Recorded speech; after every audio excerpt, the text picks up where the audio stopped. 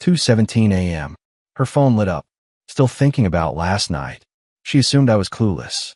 18 years, 3 kids, our business. Gone because she couldn't keep her affair off the company credit card. When I said, "I'll handle the divorce papers," she froze. Too late. My name is Winston Stratton. I'm 43 years old, and I've spent the last 2 decades building 2 things, a family and a business.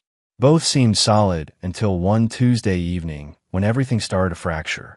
I was in our home office in Scottsdale, Arizona, finishing up a proposal for a major client. Our IT consulting firm, Stratton Digital Solutions, was on the verge of landing a contract with a Fortune 500 company. Vanessa and I had built this business from nothing, back when Emma was just a baby. Now we had 15 employees, 3 kids, and a life that looked perfect from the outside. The clock showed 11:47 p.m. I heard Vanessa's car pull into the driveway. Late again. 3rd time this week. She'd said it was a networking event with potential investors, some tech mixer downtown. I walked to the kitchen to greet her, maybe warm up some dinner. She came through the door, and I noticed it immediately. Her hair was different, slightly disheveled, but in a deliberate way. Her lipstick was smudged at the corner, and there was a smell, not her perfume, something else, something masculine and woody. Vanessa said, dropping her purse on the counter, "You're still up. Just finished the Anderson proposal." I replied, studying her face. "How was the event?" "Exhausting." She kicked off her heels and headed toward the stairs. "I'm going to shower and crash." She didn't look at me. Not once.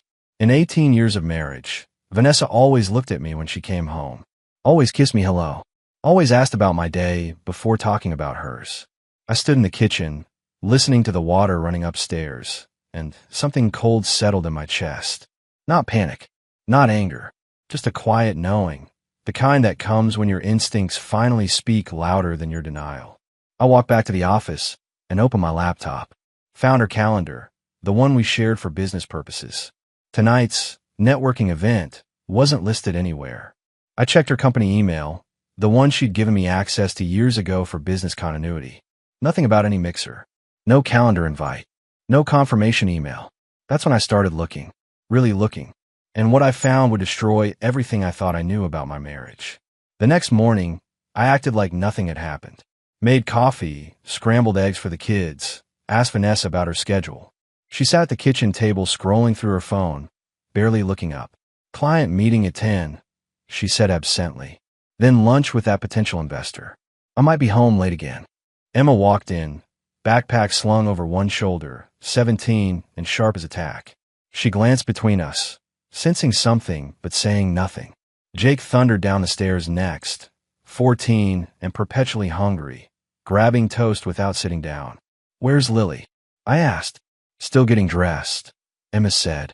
"She's taking forever picking out shoes." Normal morning. Normal family. Except nothing felt normal anymore.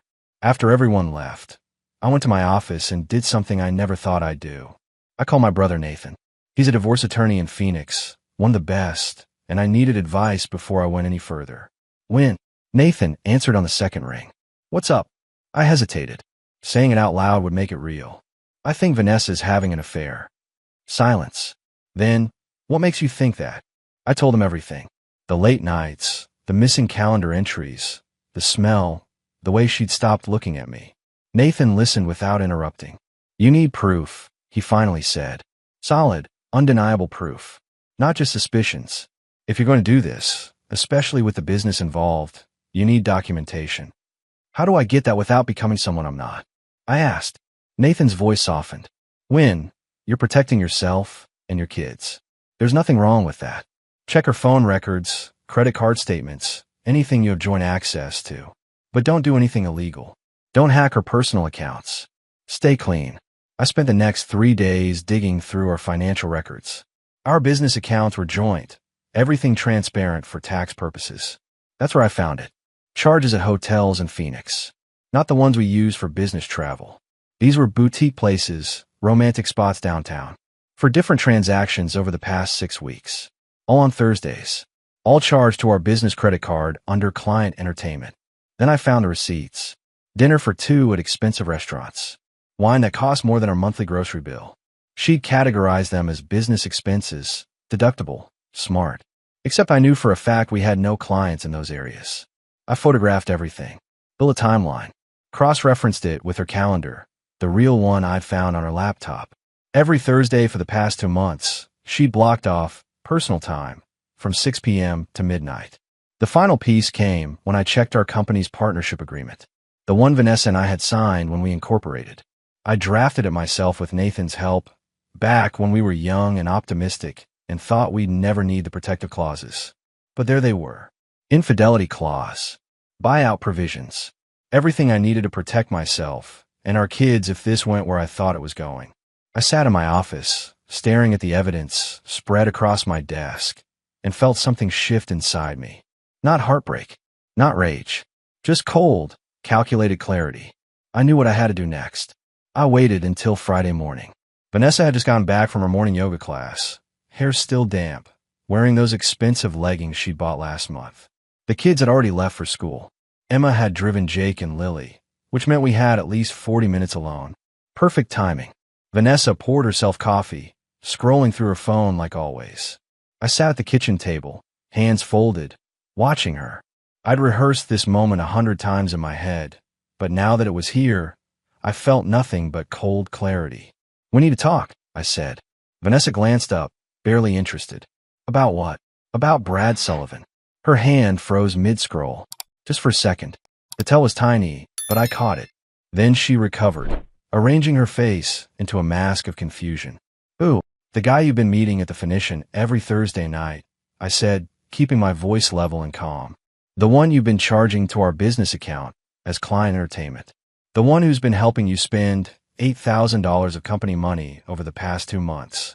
The color drained from Vanessa's face. She set her coffee down slowly, carefully, like she was buying time to think.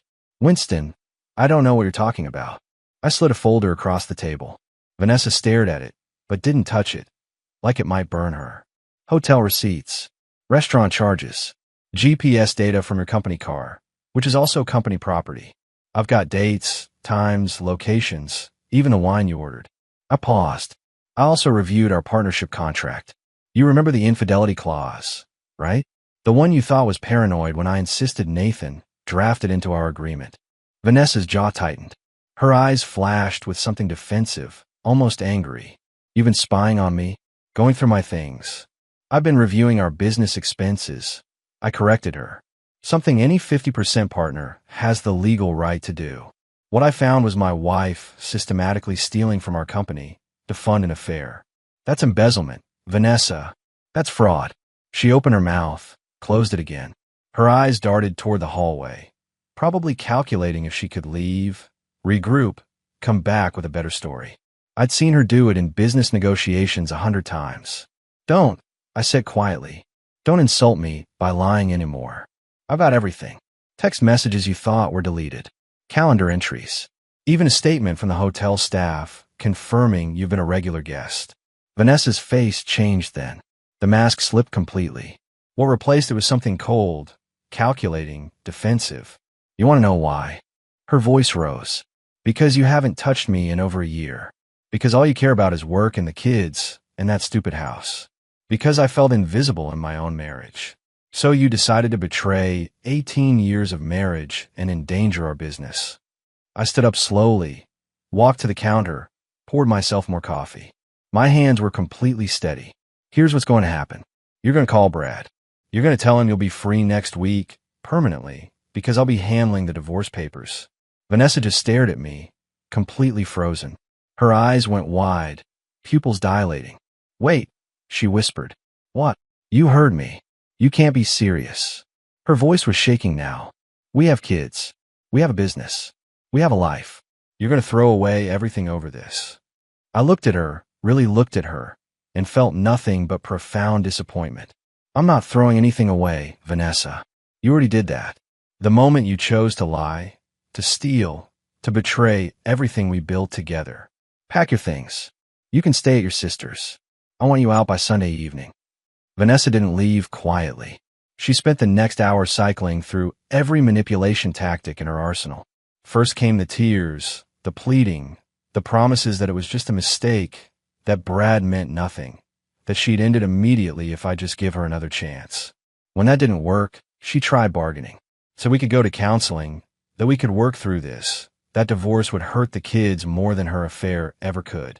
When I didn't respond, she turned vicious.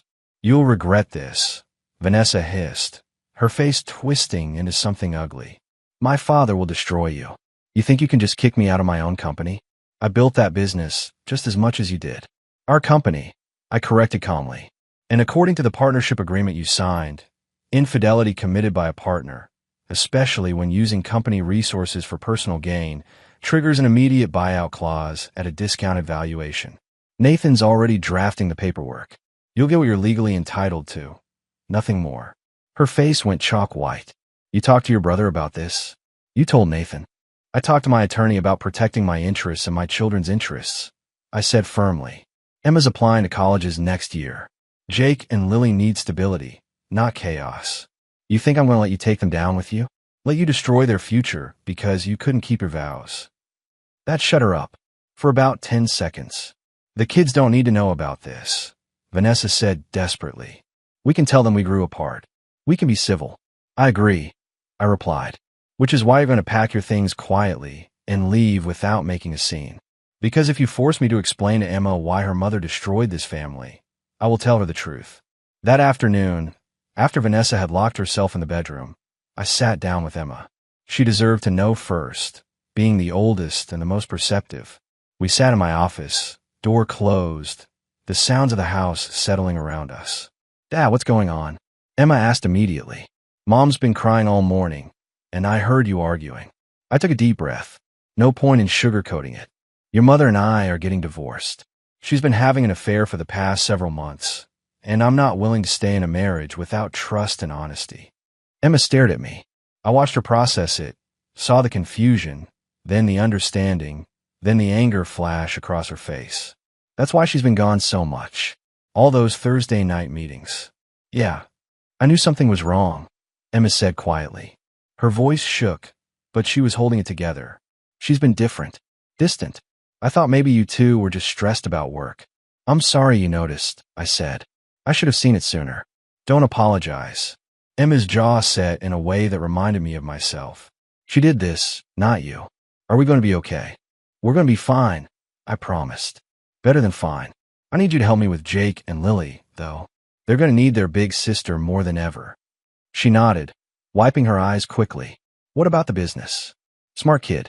Always thinking 2 steps ahead. I'm buying her out. The company will continue. Our employees will keep their jobs. Nothing changes professionally." That evening, I sat Jake and Lily down together in the living room. Jake was old enough to handle more details. Lily needed gentler truths.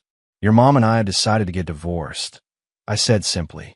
"Sometimes adults make mistakes and hurt each other, and the best thing to do is to live separately so we can both be better parents to you."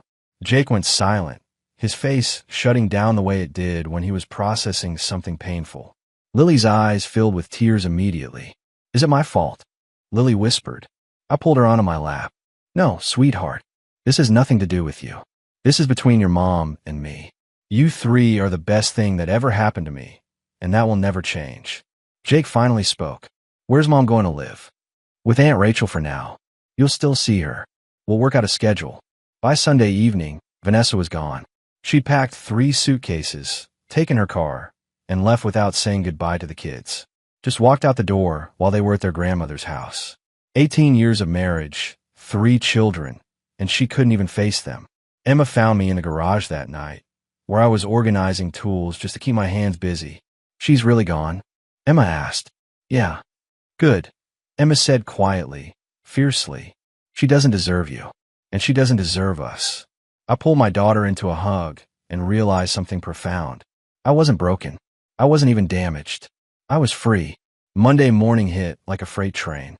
I was in my office at Stratton Digital Solutions, reviewing the preliminary buyout calculations Nathan had sent over, when Michelle, our executive assistant, knocked on my door. "Winston, there's someone here to see you. He says it's urgent. Name's Brad Sullivan." My blood went cold, then hot, then settled into something perfectly calm. "Send him in." Brad Sullivan walked into my office like he owned the place. Tall, confident, wearing an expensive suit that screamed tech money. He had that practice smile, the kind that worked on investors and apparently worked on my wife. Winston Stratton. Brad extended his hand. I didn't take it, just looked at him until he lowered it awkwardly.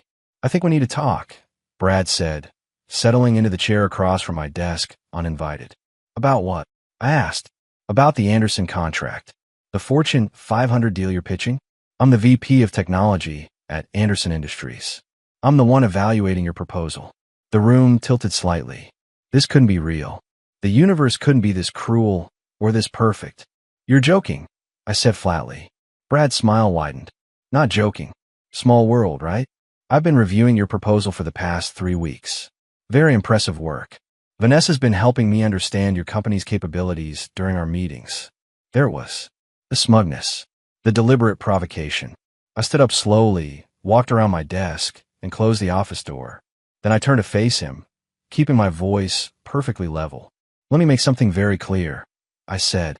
My personal life and my professional life are completely separate. You want to evaluate our proposal? Fine. Evaluate it on merit. But if you think you can leverage your relationship with my soon-to-be ex-wife to manipulate this deal, you're making a serious mistake. Brad's smile faltered. I'm not trying to manipulate anything. Then why are you here? I asked. In my office, telling me you're sleeping with my wife and reviewing my biggest contract. What exactly did you hope to accomplish? He shifted uncomfortably.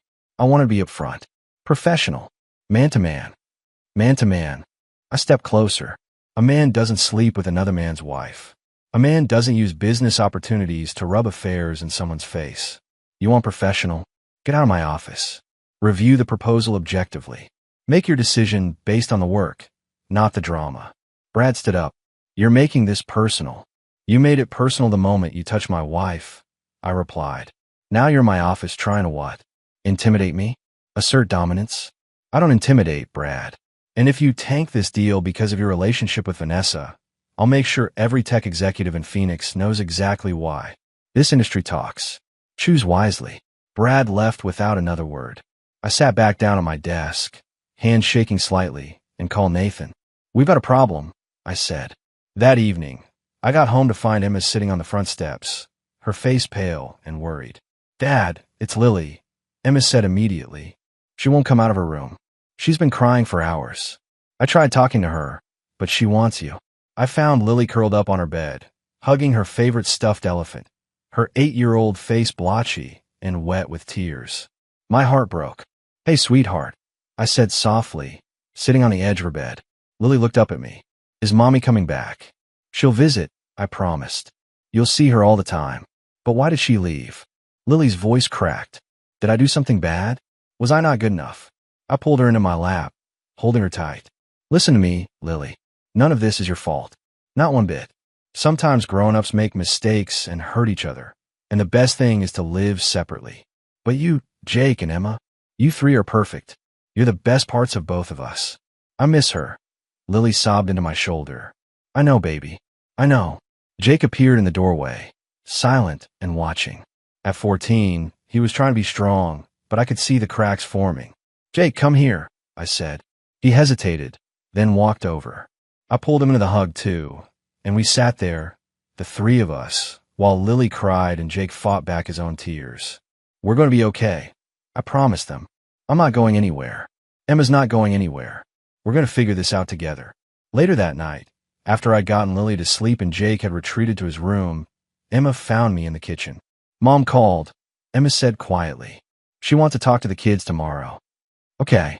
I don't want to talk to her, Emma admitted. Is that wrong? I pulled her into a hug. No, honey. You feel what you feel. But she's still your mom. Eventually, you'll need to find a way to communicate, even if you're angry. I'm so angry, Dad, Emma whispered. At her. At what she did to you. To us. I know, I said. Me too. But we can't let anger poison us. We're better than that. Emma nodded against my shoulder. I'm glad you're my dad. I'm glad you're my daughter. Nathan called me Thursday morning with news that made everything worse. When? I found something, Nathan said, his voice tight. Remember that money you were saving for the move to Colorado? The $80,000 in the joint savings account earmarked for the down payment on the house in Boulder. My stomach dropped. What about it? It's gone. Vanessa transferred it to a personal account 2 weeks ago. Before you confronted her, she was planning this. I sat down heavily. That money represented years of sacrifice. Extra contracts, late nights, skipped vacations. We've been planning to relocate the business to Boulder, expand into the Colorado market. The kids were excited. Emma had already visited the University of Colorado campus. Can we get it back? I asked. We can try, but it'll take time. She'll claim it was for business expenses, or that she's entitled to half of the divorce settlement. The fact that she moved it before you filed might actually work in our favor. Shows premeditation. I drove to Rachel's house, Vanessa's sister's place, where Vanessa had been staying. Rachel answered the door, looking uncomfortable. She's not here, Winston, Rachel said. I'm not here to fight, I replied calmly. But she stole $80,000 from our family. Money meant for our kids' future. I need to know if you're aware of what she's doing. Rachel's face fell. She told me it was her money, that you were trying to freeze her out. Rachel, check the account dates. Check when she transferred it. I didn't even know about the affair until after she moved that money. She planned this. She's been preparing to run for months. Rachel looked sick. I'll talk to her. Don't bother, I said. Just know that when this goes to court, the truth will come out. All of it. That evening, Emma came to me with her phone. Dad, you need to see this. It was an Instagram post for Vanessa. A photo of her and Brad at some upscale restaurant. Wine glasses raised, smiling. The caption read, New beginnings. Sometimes you have to let go of the past to embrace your future. She posted this publicly. I asked, stunned. Emma nodded, angry tears in her eyes. Half my friends have seen it. People are asking me questions. It's humiliating. I pulled her into a hug. I'm sorry, sweetheart. Your mother's making poor choices. She's making selfish choices, Emma corrected. There's a difference. The next morning, I got a call from Anderson Industries. Not from Brad. From his boss. Mr. Stratton, this is Patricia Chun, CEO of Anderson Industries. I understand there's been some personal conflict between you and one of my VPs regarding your proposal. I chose my words carefully. There have been some complications, yes. Brad Sullivan no longer works for this company, Patricia said bluntly. We don't tolerate employees who create conflicts of interest or engage in unprofessional conduct. Your proposal is still under consideration, and it will be evaluated solely on merit.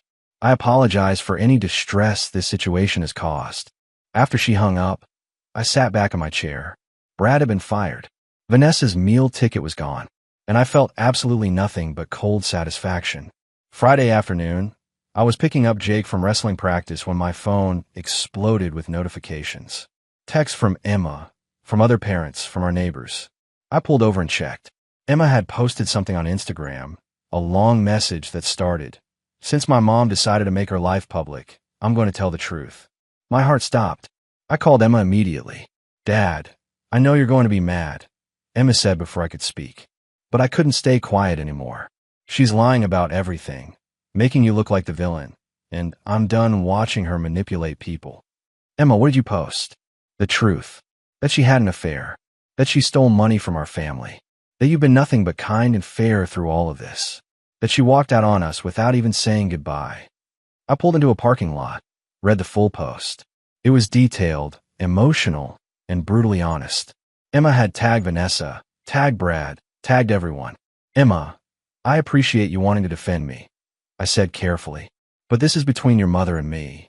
You didn't need to put yourself in the middle. I'm already in the middle, Dad, Emma replied, her voice breaking. We all are. And I'm tired of pretending everything's fine when it's not. She hurt you. She hurt us. And she's out there acting like she's the victim. I drove home, found Emma in her room. She'd been crying. I'm not mad, I said, sitting on her bed. But I need you to understand something. When you go public like this, there's no taking it back. Your relationship with your mother just changed permanently. It already changed, Emma said fiercely, the moment she chose someone else over her family. That evening, Vanessa called. Not me. She called Emma directly, screaming loud enough that I could hear it from across the room. Emma held the phone away from her ear, let Vanessa rant, then said calmly, You made your choices, Mom. I'm making mine. Don't call me again until you're ready to apologize to Dad and actually mean it. Then Emma hung up. She looked at me, tears streaming down her face. Did I do the right thing? I pulled her into a hug. You stood up for what you believe in.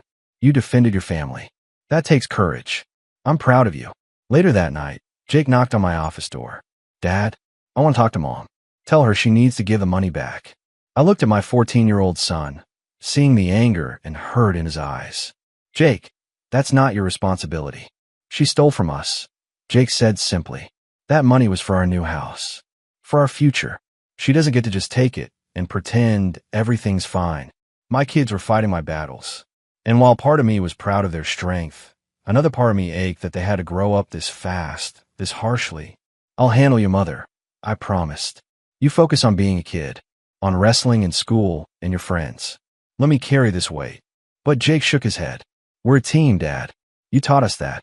Teams support each other. And in that moment, I realized something. Vanessa hadn't just destroyed our marriage. She'd forged something stronger. She'd united our family against dishonesty, against selfishness, against betrayal. We were broken, but we were becoming something better. The divorce hearing arrived 3 months later. Nathan had warned me it would be brutal, and he wasn't wrong. Vanessa showed up with an aggressive attorney from Phoenix, a woman named Catherine Price who specialized in high-asset divorces. They came ready for war. Your Honor, Catherine began, my client has been systematically pushed out of the business she helped build. Mr. Stratton has used his position to isolate her, to turn their children against her, and to manipulate financial records. Nathan stood immediately. Your Honor, we have documented evidence that Mrs. Stratton engaged in an extramarital affair using company resources, embezzled company funds, and transferred marital assets to personal accounts in preparation for divorce. We're not requesting anything beyond what the partnership agreement stipulates. The judge, a no-nonsense woman in her 60s named Judge Martinez, looked over the documents. I've reviewed the partnership agreement. The infidelity clause is clear. Mrs. Stratton, did you or did you not engage in an affair while using company credit cards for personal expenses? Vanessa's attorney tried to object, but the judge silenced her with a look. I made a mistake, Vanessa said quietly, playing the victim. I was lonely. Winston had become distant, cold. I sought companionship. That's not what I asked. Judge Martinez interrupted. Did you use company funds for personal expenses related to an extramarital affair? Vanessa hesitated. Yes, but... And did you transfer $80,000 from a joint savings account to a personal account prior to divorce proceedings? That money was mine, Vanessa argued. I earned it too. Nathan stood again. Your Honor, that money was specifically designated for a family relocation and business expansion to Boulder, Colorado. Mrs. Stratton transferred it 3 weeks before Mr. Stratton even knew about the affair. We have documentation showing premeditation. The judge reviewed more documents. I'm ordering the immediate return of 75% of that money to a joint account pending final asset division. Mrs. Stratton, you'll receive your buyout according to the partnership agreement terms, which, given the circumstances, is generous. Vanessa's face went white. Catherine Price tried to argue, but the judge had made her decision. Outside the courtroom, Vanessa approached me, tears streaming down her face. Winston, please. Don't do this. We can still fix this. There's nothing to fix, I said calmly. You made your choices. Now you live with the consequences. What about Brad? She said desperately. He lost his job because of you. He's struggling. We need that money. I stared at her, genuinely shocked. You're asking me to fund your affair? After everything. I'm asking you to have compassion, Vanessa replied. I have compassion, I said. For our kids. For the family you destroyed. For the future you threw away. But for you and Brad? You're on your own. Nathan pulled me away before I could say anything else. Let's go win. You won. But it didn't feel like winning. It just felt like surviving. 8 months after the divorce was finalized, I stood in the living room of our new house in Boulder, watching movers carry in furniture. Emma had just started her freshman year at the University of Colorado. Jake was thriving at his new high school, captain of the wrestling team. Lily had made friends in her 3rd grade class and barely mentioned her mother anymore. The business had survived. More than survived. Without Vanessa's drama and Brad's interference, we'd landed the Anderson contract and 2 additional Fortune 500 clients. I promoted my senior developer to partner, brought in fresh talent, and opened our Boulder office ahead of schedule. Vanessa had moved in with Brad, who'd found work at a smaller tech company at half his previous salary. She'd burned through her settlement money within 4 months, tried to take me back to court for more support, and lost. Emma refused to speak to her. Jake saw her once a month out of obligation. Lily asked about her sometimes, but didn't seem particularly interested in visiting. Robert Hayes, Vanessa's father, had become a regular presence in our lives. The 68-year-old showed up for Jake's wrestling matches, took Lily to the park on Saturdays, and had Sunday dinners with us once a month. "You're a good man, Winston," Robert had told me after one dinner. "Better than my daughter deserved. I'm sorry for what she put you through.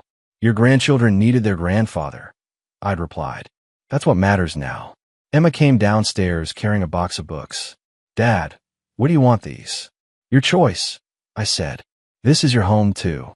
She smiled, the first genuine smile I'd seen from her in months. "It feels good here, like we can breathe again." That evening, after the kids were asleep, I sat on the back porch of our new house, looking at the mountains in the distance. My phone buzzed. A text from Nathan. "Brad Sullivan filed for bankruptcy. Vanessa's calling everyone for money. Just FYI." I deleted the message. Their problems weren't mine anymore. I thought about the man I'd been a year ago, the one who'd discovered his wife's betrayal and thought his world was ending. I'd been wrong. My world hadn't ended. It had just been cleared of the rot, so something stronger could grow. I taught my kids that integrity matters, that honesty matters, that you don't compromise your values even when it hurts. They'd watch me stand up for myself, fight for them, and rebuild from ashes. Emma was thriving in college. Jake was confident and strong. Lily was happy. And me? I was free. The betrayal had broken me open, but what grew back was tougher, clearer, better. I'd learned that love without respect is worthless, that trust is earned daily, and that sometimes the strongest thing you can do is walk away. I didn't hate Vanessa anymore. I didn't think about her much at all. She was just a chapter in my story, not the whole book. And the next chapters? Those were mine to write.